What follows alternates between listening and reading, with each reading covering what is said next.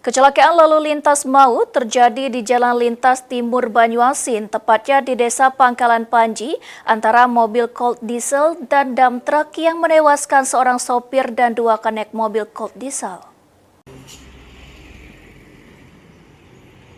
Jalan Lintas Timur Banyuasin kembali memakan korban, tepatnya di Desa Pangkalan Panji, Kabupaten Banyuasin. Terjadi laka lantas antara mobil Colt Diesel dan mobil dam truk.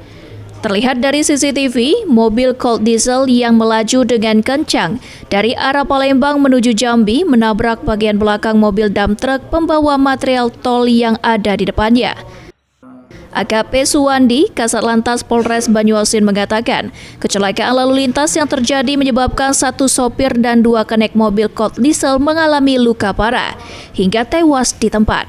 AKP Suwandi juga mengatakan Satuan Polisi Lalu Lintas Polres Banyuasin akan melakukan pendalaman terkait penyebab kecelakaan yang terjadi. Tadi pagi pukul 9.00 telah terjadi kecelakaan antara Colt Diesel dengan dam truk muatan koral sprit yang digunakan untuk material tol. Terkait kecelakaan itu, bahwasanya ada 3 korban yang luka berat, namun kami cek ke rumah sakit tadi sudah ada yang meninggal di rumah sakit.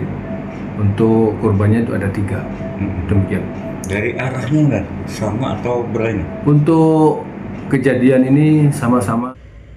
AKP Suwandi juga menghimbau pengendara baik motor maupun mobil agar tetap berhati-hati dan mentaati aturan lalu lintas.